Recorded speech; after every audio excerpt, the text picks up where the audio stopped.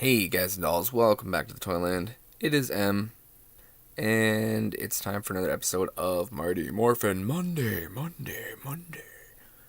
Yeah, getting to be one of my favorite segments, and there's plenty of fodder to do episodes with, so yeah.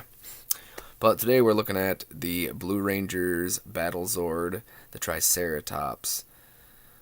I really like this Zord. Yeah, it's got the 6 legs. It's an insect.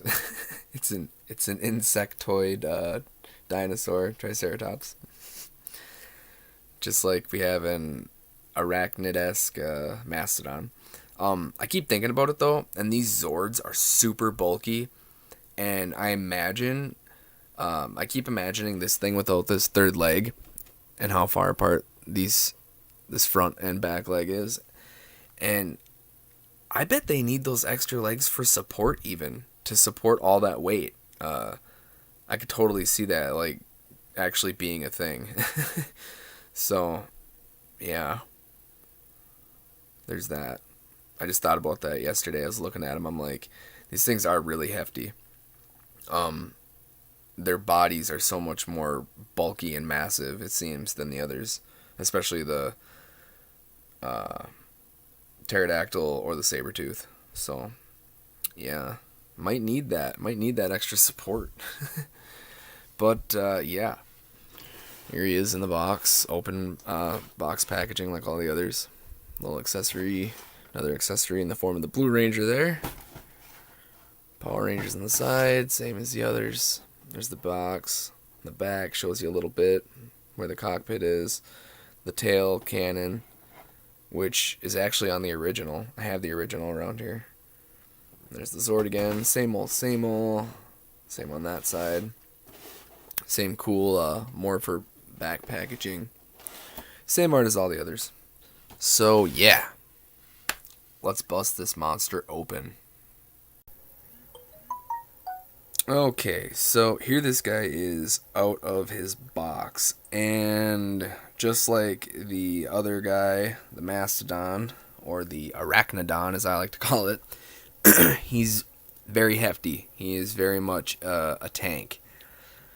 I gotta say, I really like this thing. I really dig the look of this Triceratops. Like, I really like it. I don't know why. I really dig the head. I really like this thing. And yeah, still no tripod, so we're using books for the camera. And yeah, it's a little cramped, so I'm gonna move this since we've looked at it. And yeah, step this guy back a bit. Also, like the arachnodon, mastodon, I do not have his missiles with me. I put them away along with the web, but he does have missiles that go in this tail. And the tail comes forward, which is actually right out of the show. Both the Sabertooth tiger and the Triceratops had guns on their tails, or guns for tails, really, on the show. Another thing, people complaining about the 6 legs of this guy. The original one had treads. Now, not one of you can tell me that is prehistorically accurate. So, yeah, they traded the treads up for 6 big legs, which I kind of like. I really kind of like the look of this thing's legs. The way they're kind of claw-like there on the toes. I really do like them. I really think these things are good looking. I mean, look at that real close. Oh, wait. Get my little spot on here. You look real close. There's a lot of fine detail. A lot of nice sculpt work in these. I keep saying it. I think a little paint and a paintbrush and a little TLC, and these things could look really, really, really BA. That's badass for those of you that don't know. Yeah, I dig it. So, I showed you the tail. Here's the cockpit with the little Blue Ranger. Billy Cranston. For those of you that don't know, Bryan Cranston is in the movie as Zordon because Bryan Cranston used to do tons of voices for the show. He voiced a lot of the monsters. And yeah, they named Billy after him. They gave him his last name, Cranston. So that's a neat little tidbit. And that's why Bryan Cranston is doing the movie. He has a big history with Power Rangers. So that's what he was doing before he was Malcolm's dad and making drugs on Breaking Bad.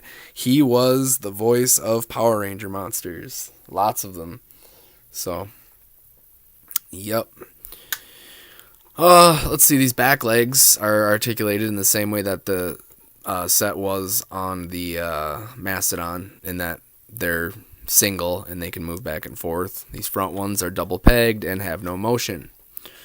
So, I guess let's go through turning this guy into a leg. It's very similar to the Mastodon. We are just going to start pulling pieces off. Just start grabbing anything that comes off. Take it off.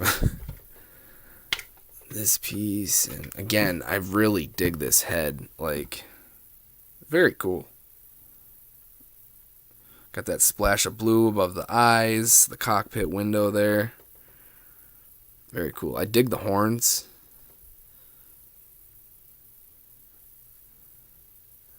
Yeah. I honestly, this and the T-Rex might be my favorite designs.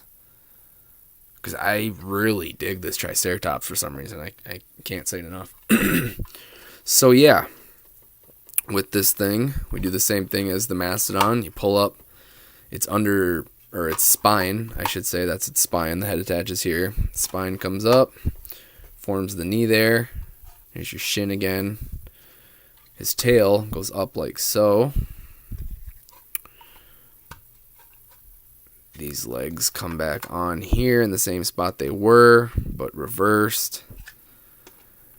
Head attaches as the foot, just like the Mastodon. And then up top, we put the legs on, again, just like the Mastodon. And lastly, we take the plate from the bottom and attach it to the top here. See, it's just a couple pegs into holes. Push it on real tight. And there we have it. Triceratops leg. It's kind of weird though. These feet don't actually touch the ground. Kind of better if you roll them forward a little bit like that. But when they're back like this, they don't touch the ground because of the tail. You can see the tail is like the lowest sitting point. However, when they attach to the Sabertooth, they actually are at an angle, a slight angle, about like this. Well, if it's on this side of the body, it's like this. The other one slightly tipped this way. So they do touch a little better there. But, yeah, definitely interesting with that tail there, since that hits the ground first.